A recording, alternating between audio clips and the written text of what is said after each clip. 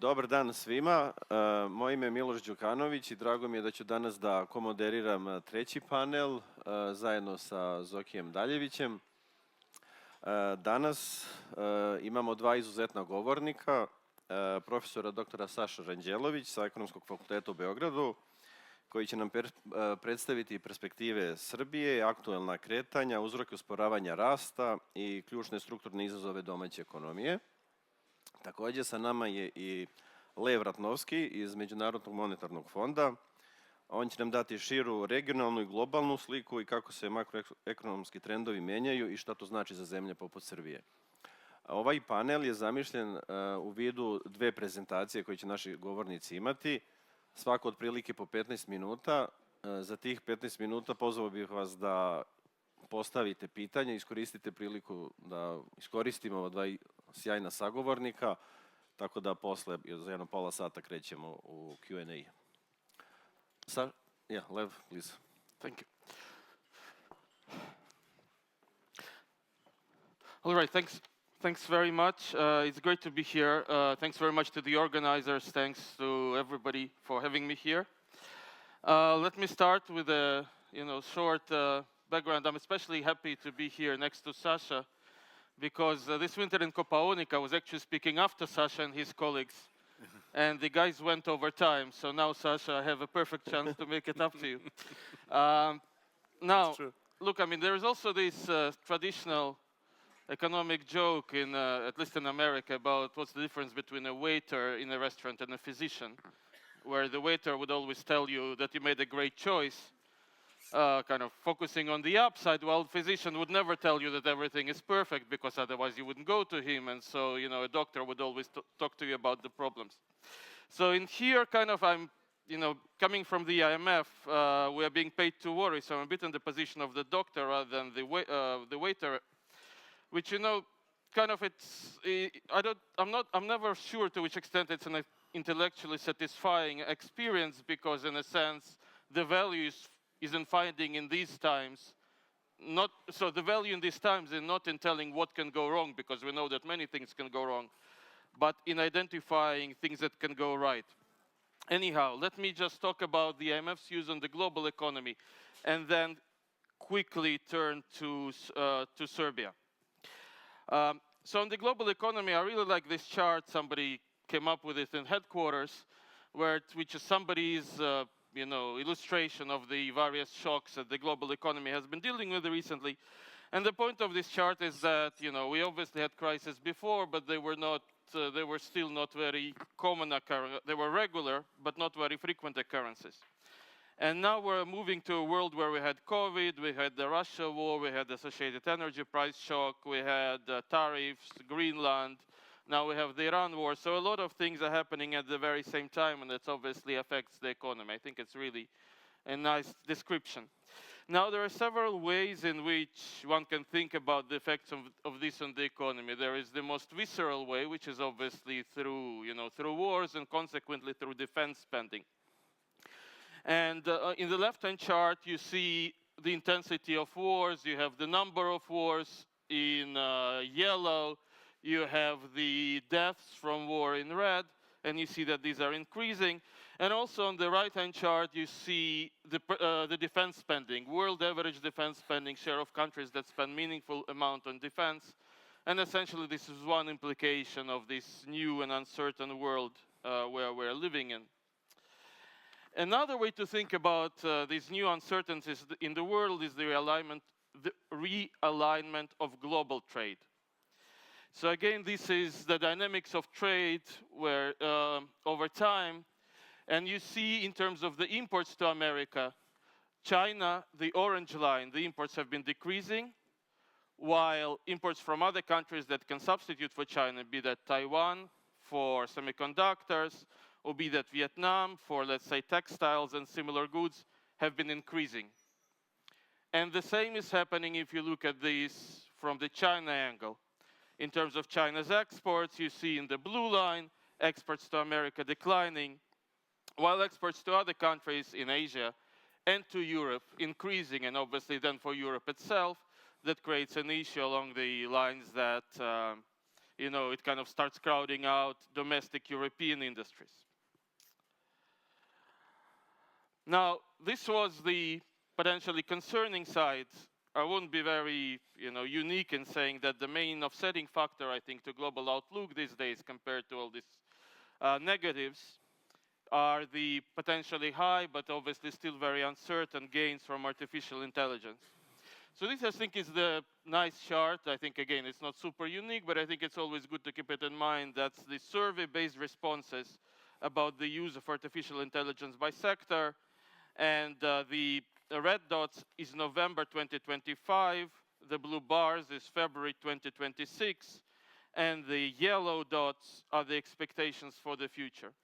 And what you're seeing there is, November 25 to February 26, it's only 3 months, but you already see for many sectors higher positive statements in the surveys. So the utilization of AI increases quite rapidly, and even more is expected, obviously, with a lot of heterogeneity across industries. And there are various ways in which this AI boom is affecting global economy. I mean, it obviously is supporting very much United States through much higher investment, and it's also supporting a variety of other countries. But again, with the same heterogeneity, which is driven by global trade realignment. So this is, on these charts, you see the technology exports from Asia. And again, the chart on the left very clearly shows how Asia, excluding China, is benefiting in a very dramatic manner from technology exports to the United States and to other countries. By contrast, technology exports from China remain relatively stable, in part because the exports to the US are stagnating. Let me talk briefly about kind of how to think about now moving from these more structural factors that I've been discussing up to now. Let me talk briefly about how the IMF thinks about the current global outlook. And global outlook, I would say, it's clearly very uncertain, and it seems rather inauspicious. So the outlook is so uncertain that usually we have a baseline forecast, by which we mean that this is how we see the central projection, the central expectation. This time, because the world is so uncertain, you don't know what would be the effects, what would be the depth of the war in the Middle East, or what would be the effects of that war. We went through several, instead of formulating a baseline, we formulated several possible scenarios. One we called reference forecast, which we formulated in March, and it was based on the assumptions of a relatively short war with oil going towards 90. Then there is adverse scenario with a bit more protracted war and oil going towards 100, 110. And the severe scenario of a war which lasts over a year and oil going to 120. The first observation I'd like to make is that compared to the time at which we attached these labels to the forecast, adverse scenario is quickly becoming a relatively more central scenario. In fact, as we know, oil prices so far has been dramatically resilient, and oil futures as well, to the specter of risks emanating from the Middle East conflict. Probably there are two factors. Oil is in general a relatively difficult commodity to hedge, on the one hand. On the other hand, if you think about the physical oil, well, up until recently, the tankers which left the Middle East were still anchoring in ports. It takes a long time to bring oil somewhere. That's one aspect. Second aspect, many countries, including Serbia, we are releasing oil and refined petroleum products from their reserves. Now, at some point in the future, the tankers from the Middle East are not coming already. And this idea that countries are releasing oil from reserves, at some point countries will decide to stop releasing oil, and it might happen simultaneously across many countries. So this is, I think, where the key risk for oil is coming in this particular moment in time.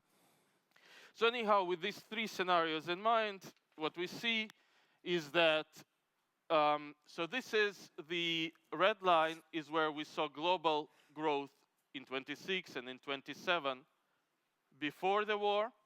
And you see that for yellow, green, and gray lines, depending on the intensity of the war, unsurprisingly, growth expectations will decline in the severe scenario by as much as 1 percentage point for the world as a whole, while inflation will increase.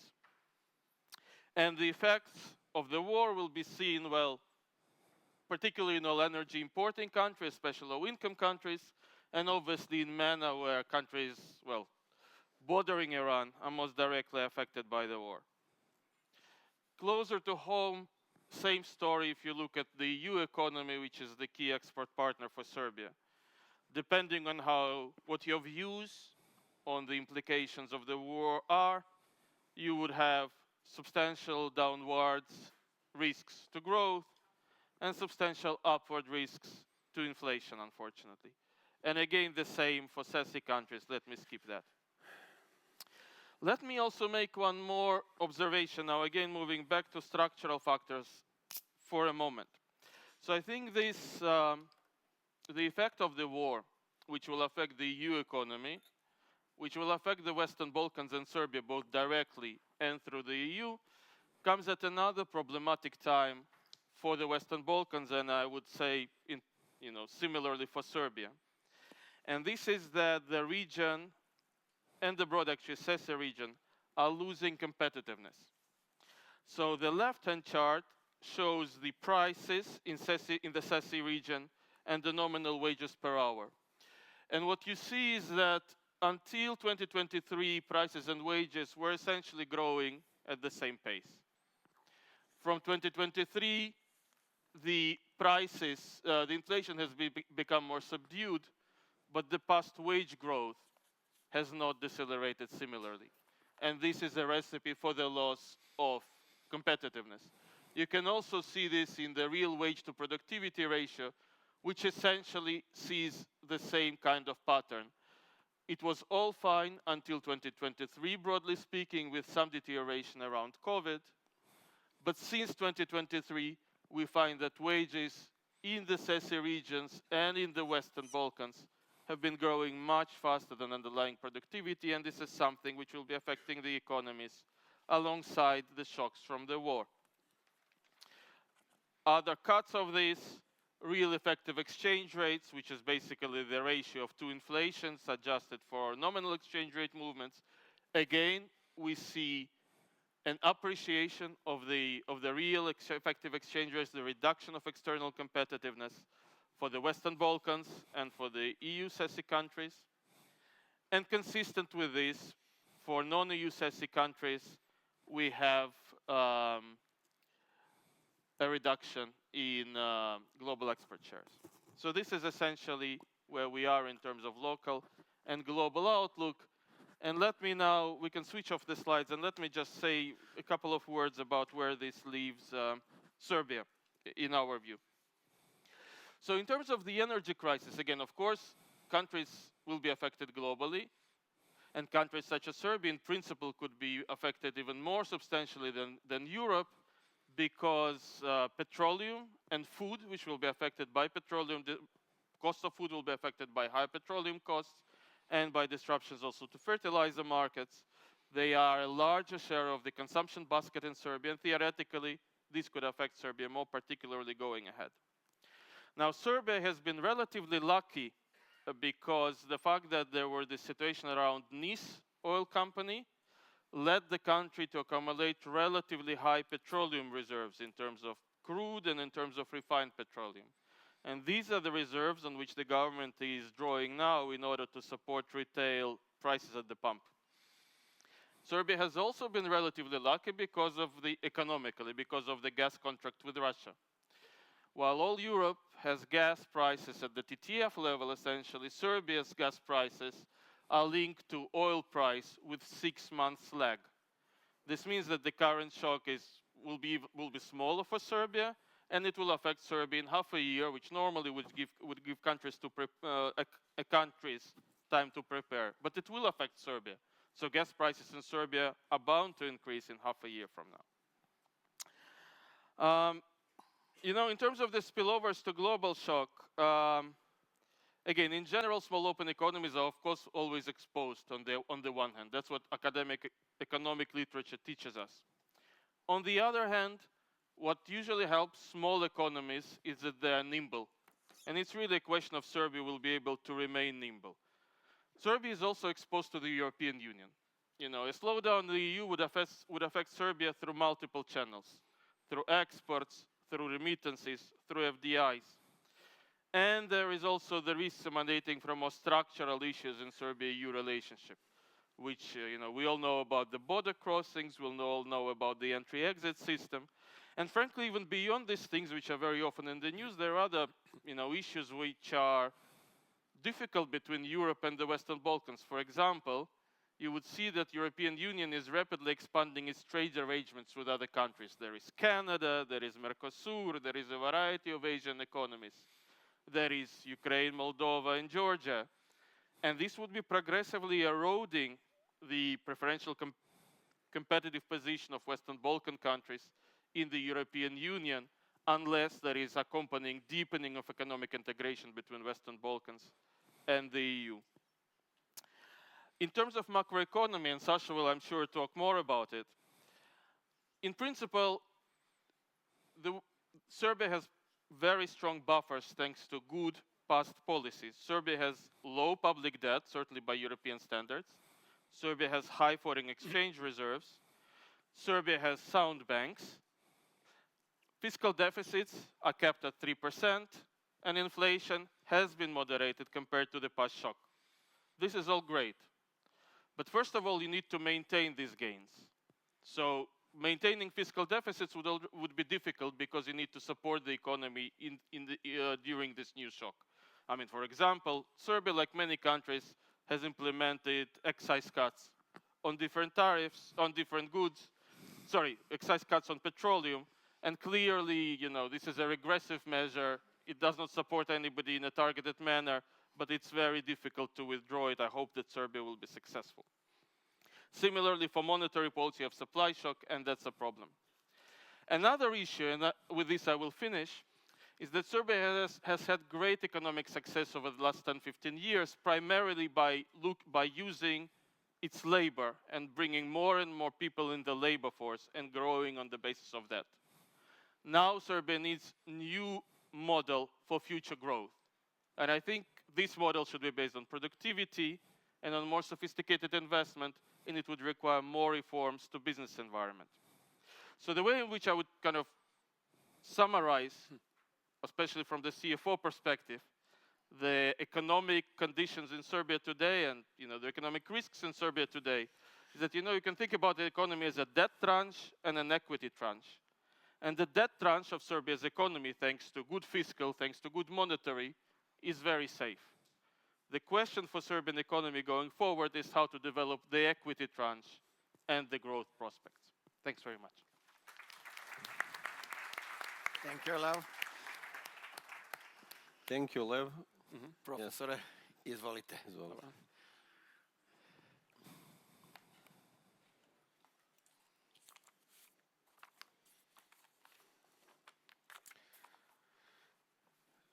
Poštovane učesnice i učesnici konferencije CFO sa svrhom, poštovani organizatori, hvala na pozivu. Veliko mi je zadovoljstvo što imam prilike da sa vama danas popričam na temu makroekonomskih perspektiva privrede Srbije. U prvom delu ću se osvrnuti na tekuće trendove, dakle s kakvim nosećim trendovima smo u 2026. godinu ušli, kakvi su izgledi za 2026. godinu, a u drugom delu ću nešto više reći o jednom širem okviru perspektive rasta privrede Srbije.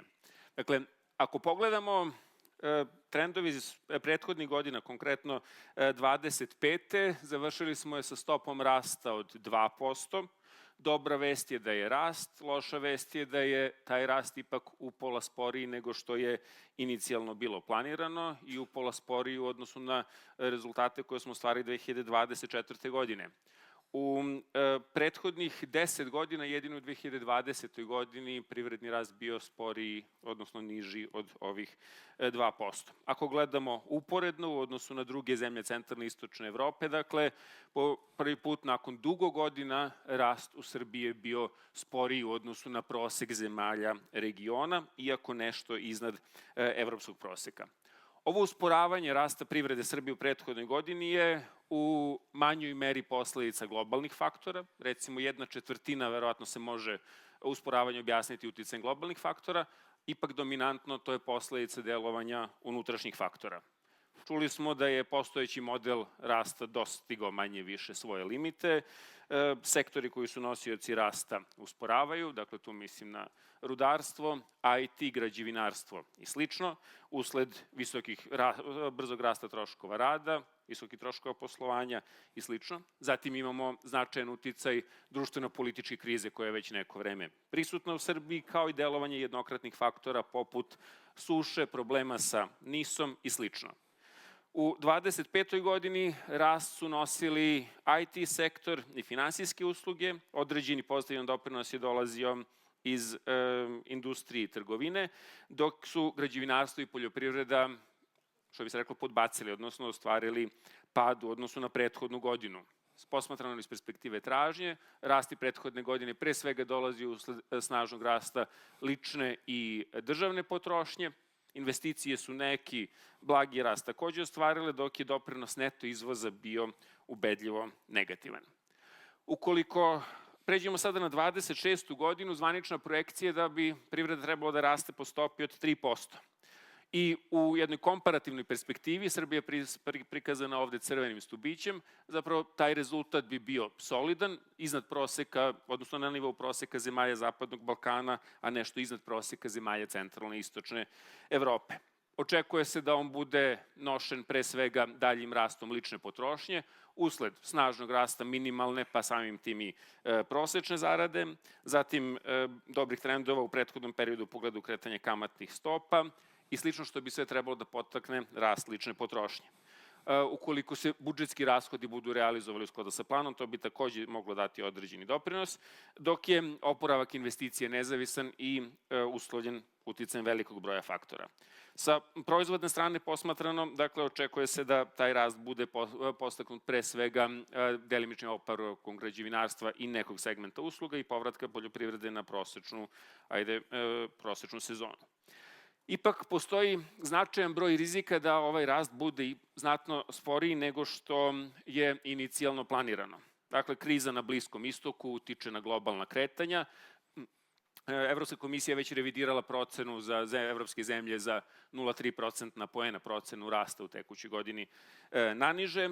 Tu pre svega mislim na performanse nemačke privrede koji ima i šire izazove vezane za strukturne probleme, nedostatak inovacija, skupe, izostanak više jeftinih energenata sa istoka, izostanak jeftinih lanaca snabdevanja iz centralne istočne Evrope, oni više nisu jeftini, i delimična supstitucija evropskog izvoza domaćom proizvodnjom u Kini. Ostali faktori se odnose dominantno na naše unutrašnje politike, odnosno dinamiku. Dakle, imamo i dalje neizvesnosti vezane za situaciju sa NIS-om, imamo sekularni pad stranih direktnih investicija u značajnoj meri, nova izvozna ograničenja, ekološke carine Evropske unije, CBAM stupile na snagu od početka ove godine, ograničenje izvoza čelika u najavi kroz kvote, ograničenje izvoza guma nekih proizvođača na tržište Sjedinjenih Američkih Država, nastavak društveno-političke nestabilnosti, neizvesnosti i rastući izazovi u političkim odnosima između Srbije i zemalja Evropske unije, zajedno sa odsustvom značajnih iskoraka u pogledu unapređenja poslovnog okruženja, svakako predstavljaju faktore koji mogu da utiču da ove procene rasta budu revidirane naniže. Iako je došlo do usporavanja u pogledu privrednih kretanja, na tržištu rada je situacija manje više stabilna. Prošlu godinu smo završili sa stopom nezaposlenosti od 8,9%, što je neki blagi rast međugodišnje, ali svakako još uvek ne dramatičan. U segmentu zarada su se nastavili višegodišnji trendovi. Prošle godine su zarade realno porasle 7,4%. U prethodnih 7-8 godina realan rast, dakle rast iznad inflacije, je iznosio gotovo 56%. I on je bio značajno veći od rasta produktivnosti. S jedne strane, naravno, to je dobro za životni standard, s druge strane, to izvesno negativno utiče na investicijnu i izvoznu konkurentnost privrede Srbije.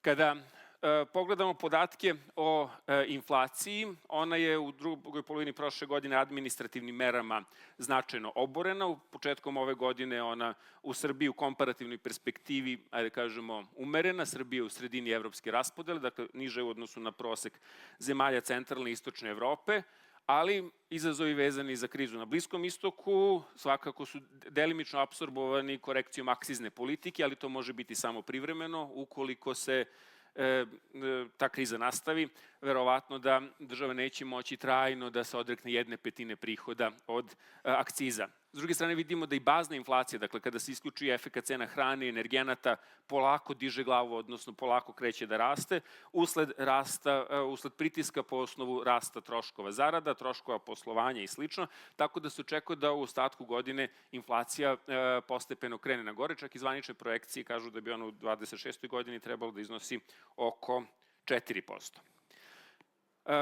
I pored usporavanja privrednog rasta, fiskalna pozicija zemlje je ostala relativno stabilna u smislu da je deficit ostao u planiranim okvirima ili nešto niže. U prošle godini iznosio 2,6% BDP-a, bilo je planirano 3%. Dakle, država se usporavanju privrede i prihoda prilagodila odricanjem od nekih vrsta tekućih, odnosno diskrecijonih rashoda, što je omogućilo da deficit ostane u planiranim okvirima.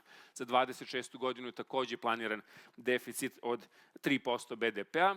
Ova dinamika je zapravo omogućila da i dug ostane na umerenom nivou 45% BDP-a, pri čemu bi pored podataka o visini duga trebalo da posmatramo i troškove finansiranja. Tačno je da je javni dug u Srbiji značajno niži od evropskog proseka, pa čak i od proseka zemalja centralne i istočne Evrope, ali ako pogledate troškove kamata, Srbija na 45% BDP-a plaća kamate 2% BDP-a godišnje, Francuska na 110% BDP-a duga plaća isto 2% BDP-a kamata godišnje.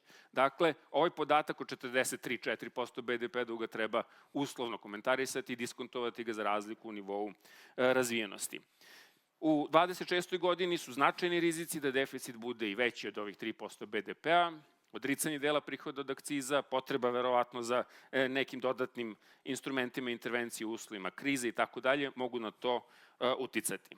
U prethodnom periodu fiskalna politika je generalno pozitivno doprinosila privrednom rastu u Srbiji, obezbeđujući makroekonomsku stabilnost, ali s druge strane su izostali iskoraci u pogledu unapređenja njenih strukturnih karakteristika, kako na strani rashoda, kroz unapređenje efikasnosti investicija, politike finansiranja obrazovanja, nauke i tako dalje, pa do karakteristika same poreske politike. I u ovom prvom delu konačno da vidimo kako je stanje u pogledu tokova stranih direktnih investicija.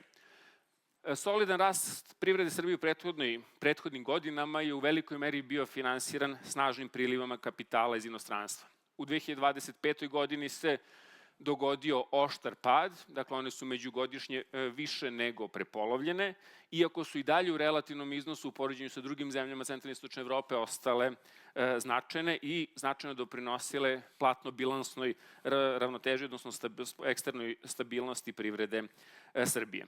Uzroci snažnog pada priliva kapitala iz inostranstva u Srbiju su dvojaki. Imamo i uticaj globalnih faktora, dakle, geopolitička fragmentacija, promena paradigme u pogledu mobilnosti kapitala i tako dalje, ali i unutrašnji faktori vezani za rastuće troškove rada, odnosno poslovanja, društveno-političku nestabilnost, neizvesnost u pogledu odnosa Srbije sa Evropskom unijom i tako dalje. Ono što je zanimljivo je da je po prvi put nakon dugo godina zapravo su, ajde kažemo, neto transakcije po osnovu kapitala sa inostranstvom bile negativne.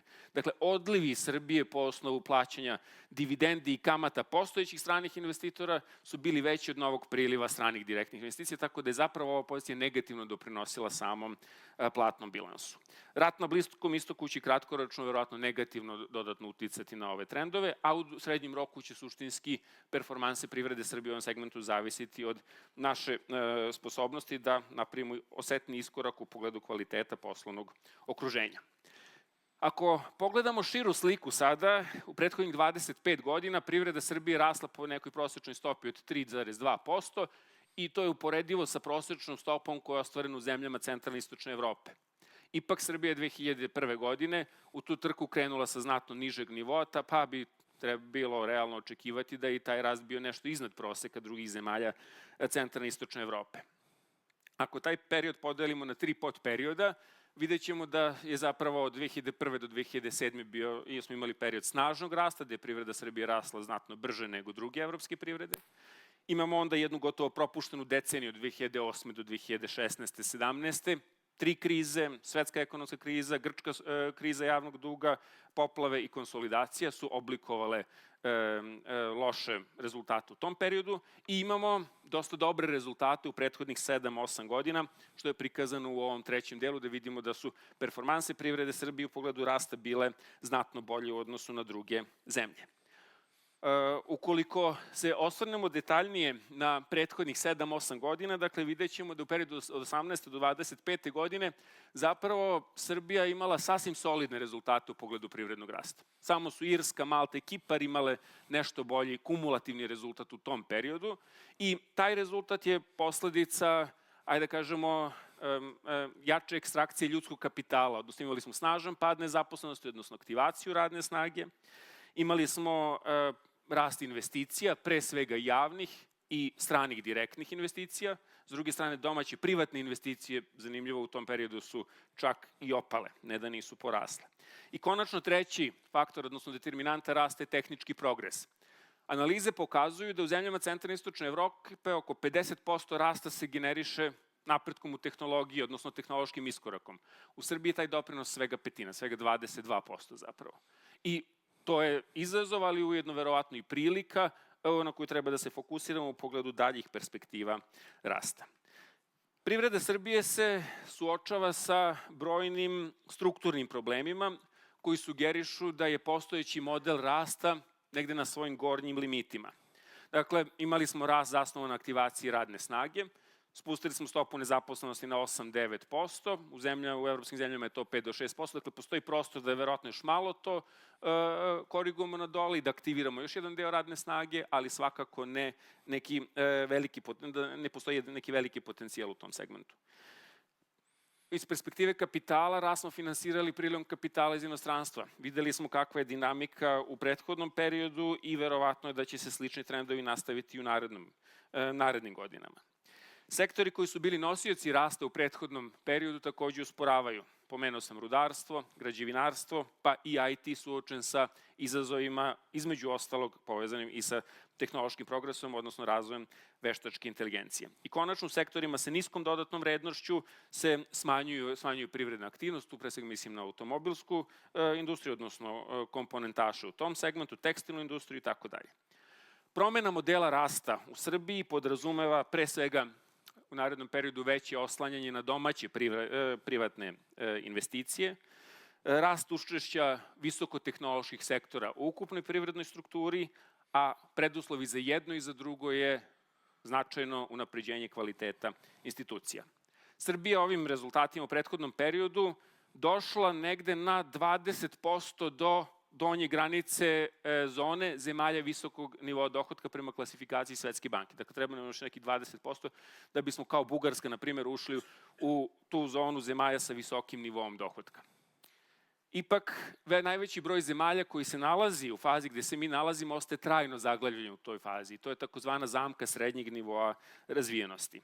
Da se to ne bi dogodilo, neophodno je ovaj novi model privrednog rasta dobro koncipirati, odnosno kroz njega adresirati ključne izazove povezane sa postojećim modelom.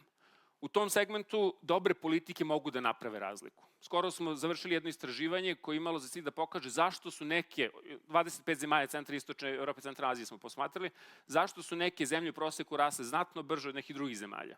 Da li je to zbog dobrih politika, da li zbog razlike u njihovim karakteristikama ili zbog globalnih trendova. Rezultat je da više od 50% varijacije se pripisuje razlici u dobrim politikama. Dakle, dobre politike mogu da naprave razliku u tom segmentu. I tu je prvi prioritet su institucije. To nije apstraktna kategorija, iako je merimo na način kojima se može prigovoriti, ali i tu istraživanja pokazuju da unapređenje, odnosno kada bismo dostigli evropski prosek u pogledu kvaliteta institucija, to bi u proseku moglo da ubrza rast privrede za 1% godišnje.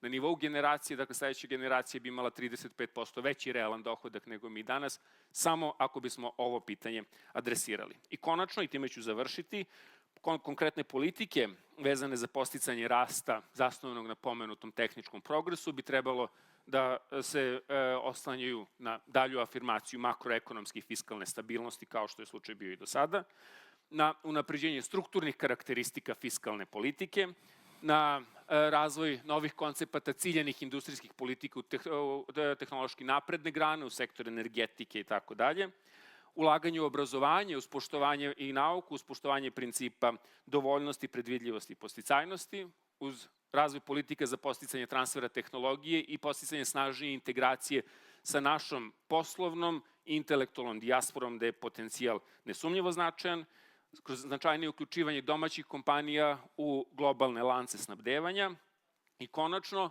jedan od dodatnih preduslova za sve to je snažnija integracija i ekonomska i politička Srbije u evropski institucionalni okvir. Zahvaljujem se.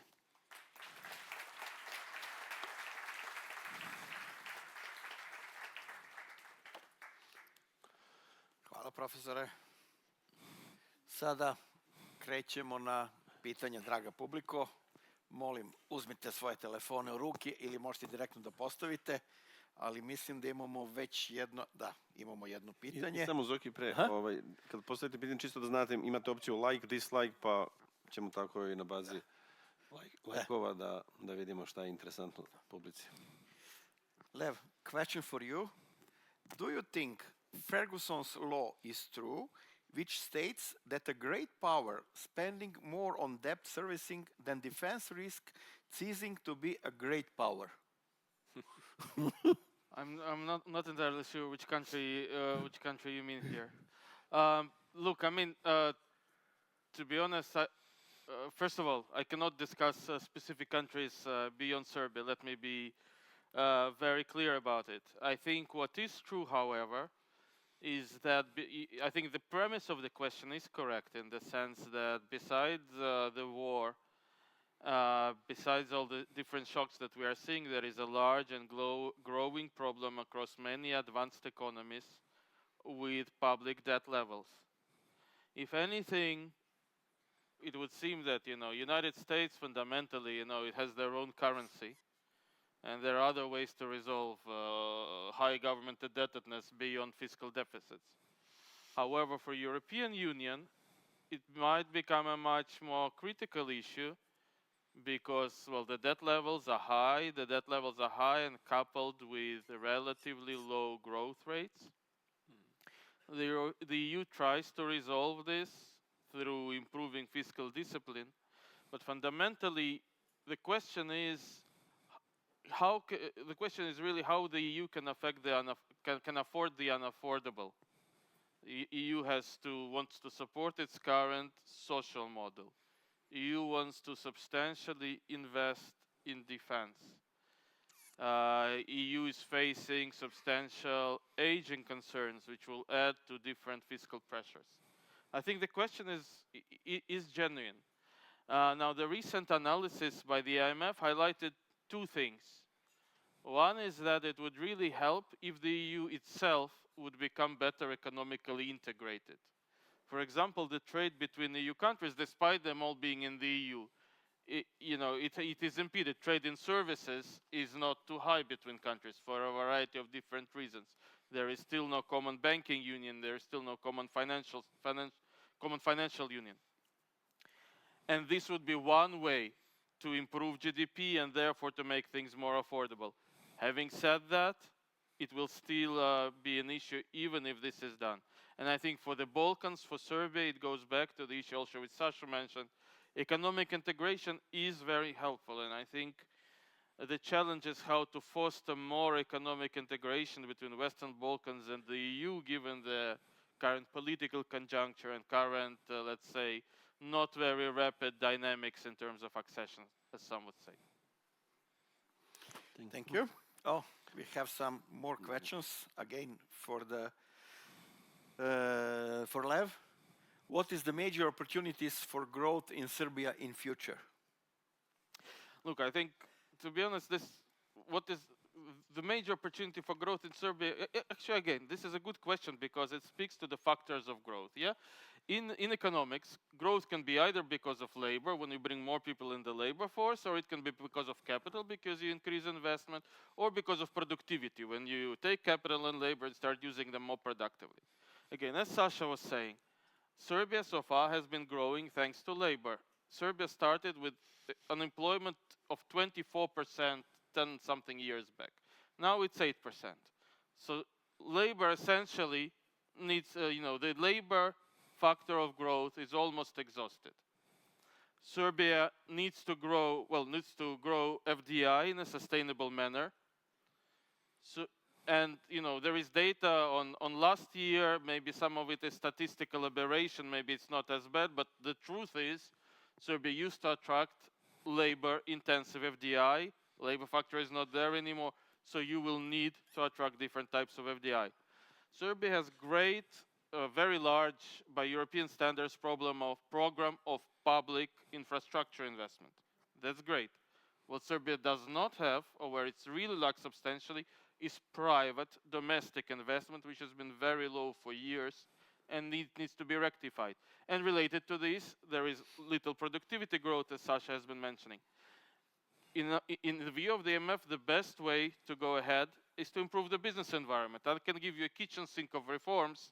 None of them would be too surprising for you. And fundamentally, it would bring to more domestic private investment and to better productivity growth. And then, again, if you improve business environment, you essentially see what sticks as a country.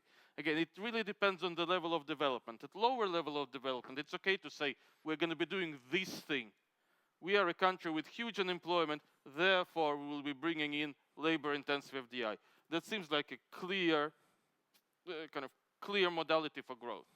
At certain level of development, you cannot just do it in a way which is very dirigist.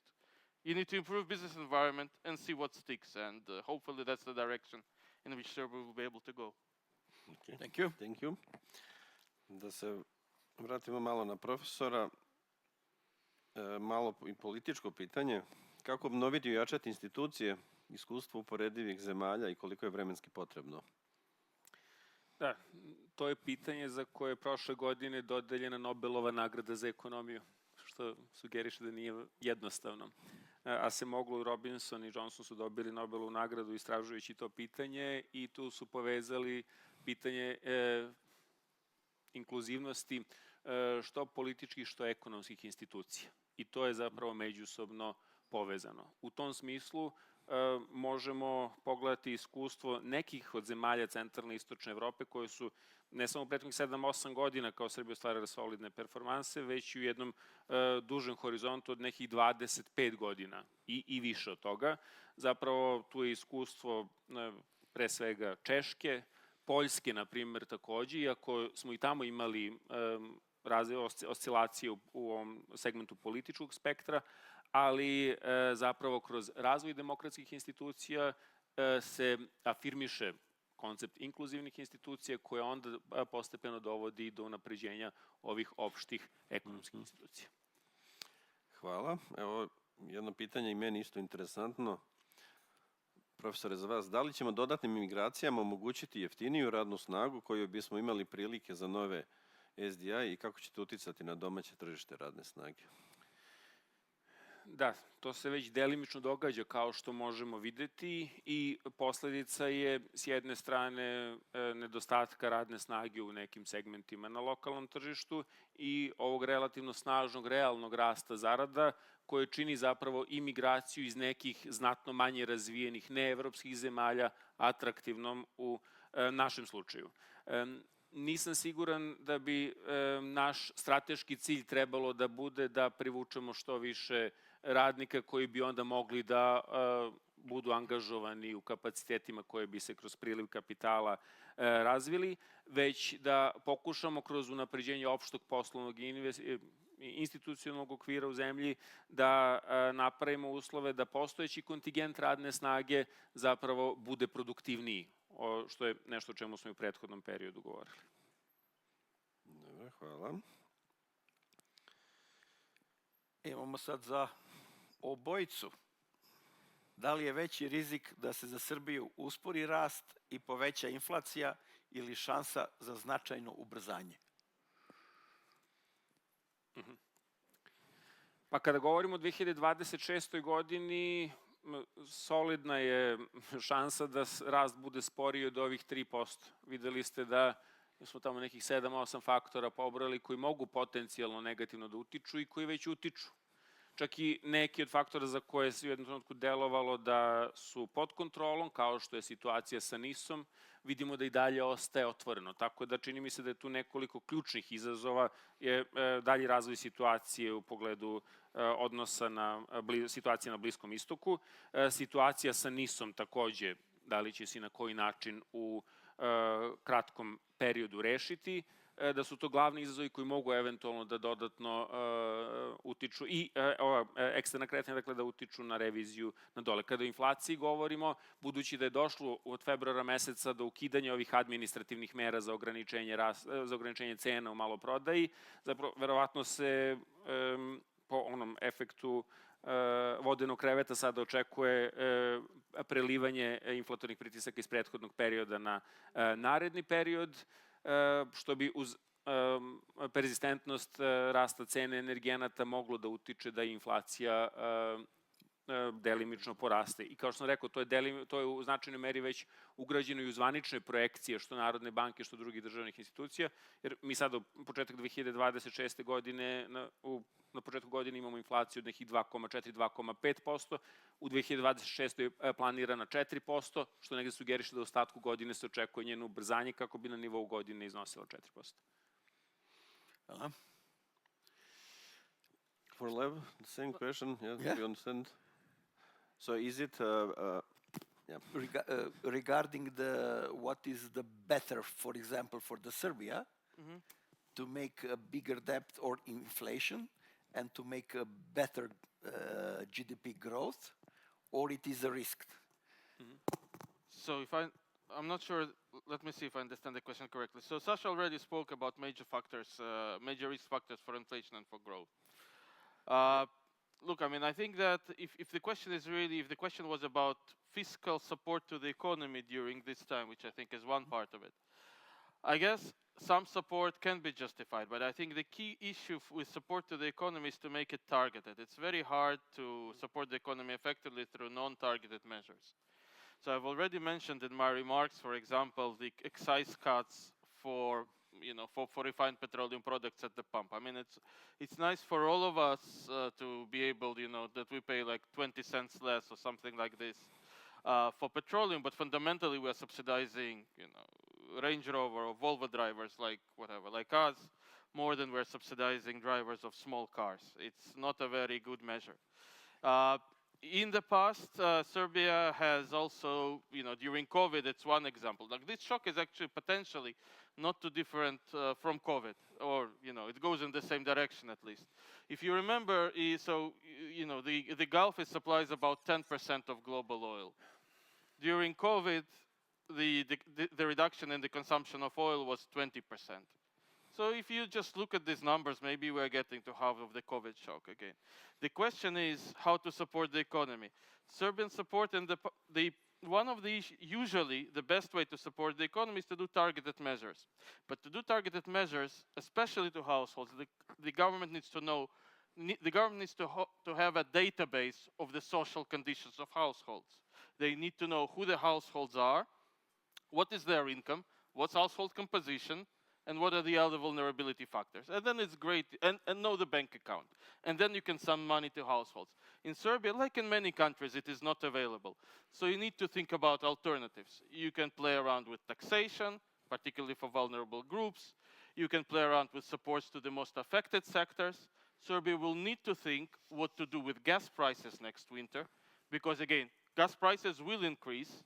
Heating prices for population, maybe they will increase, maybe not. But even if they do increase, it will take time because district heating companies collect money over the year.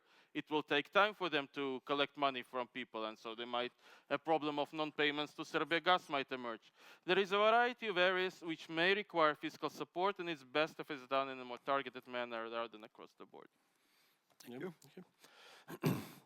Profesore, za vas pitanje. Uzimajući u obzir trenutne niže projekcije privrednog rasta i trenutno neto negativnih SDI, kakva je projekcija kursa za euro-RSD u naredne 2 do 3 godine? To je dobro pitanje. Dakle, mi u Srbiji imamo, ajde kažemo, kontrolisani fluktuirajući režim deviznog kursa. U nominalnom smislu on je nepromenjen 13-14 godina, ali tako? U realnom smislu je dinar značajno aprecirao u odnosu na evro za preko 20% u prethodnih 7-8 godina, što je uticalo nepovoljno na izvoznu konkurentnost privrede Srbije. Suštinski, u dugom roku kretanje kursa zavisi od ponude i tražnje za devizama, što je refleksija stanja u platnom bilansu.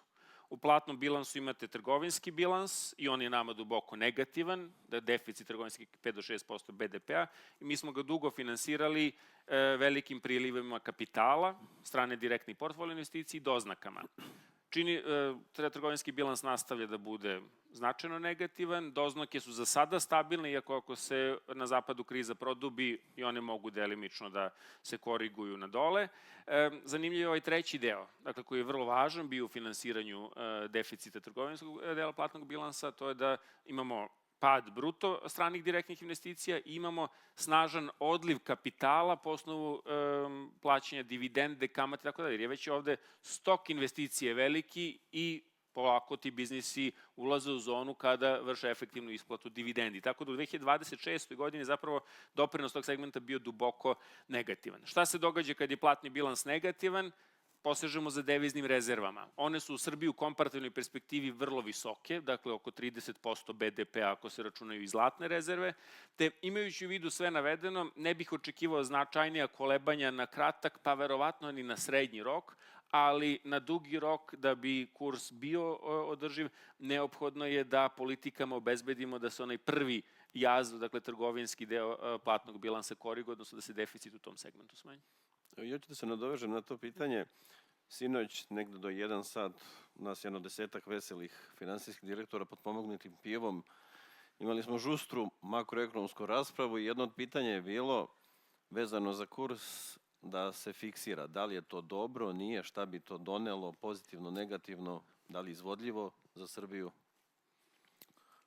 Nešto slično nešto što je Bosna, Bugarska imala. Da, to jeste alternativa, on je kod nas de facto nepromenjen već dugi niz godina i liči na fiksni. Sličnu situaciju imala Hrvatska od 1997. pa sve do ulaska u zonu evra, ali tako? Dakle, alternativa plivajućem kursu je neki vid deviznog veća, odnosno valutnog odbora, gde bi zapravo količina novca koju puštate u cirkulaciju suštinski bila opredeljena deviznim rezervama i, kao što sam rekao, opštim performansama u segmentu platnog bilansa. Ako bismo se za tu politiku opredelili, onda bi to zahtevalo da se tome prilagodi i fiskalna politika. Dakle, onda bi, pre svega, politika fiskalnog deficita morala da bude takva da omogući da taj kurs bude održiv na srednji i dugi rok. Iz perspektive privrednog rasta čini mi se da ipak neki vid plivajućeg kursa predstavlja bolje rešenje, jer imamo prilagođavanje tekućim kretanjima u privredi i u pogledu makroekonomskih performansi privrede. Sad, dodatak na to, kriza, rat, visoke cene goriva, da li će to uticati dugoročno gledano na kurs?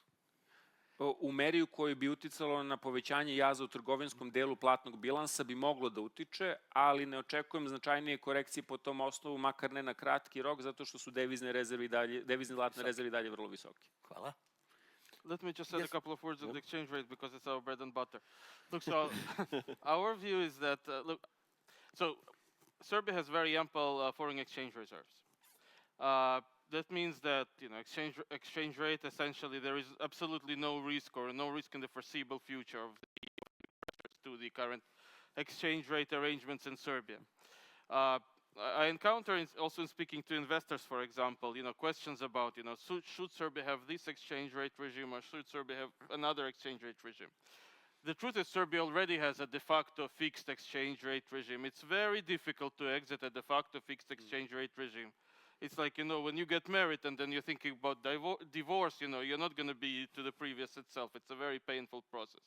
I think, and that's one aspect. Another, so, you know, because the risks can emerge if you decide to de-anchor, which essentially make all countries that anchor currencies very unwilling to de-anchor. In addition to this, one may debate whether the euro itself is an optimal currency area in the strictly economic sense of the word.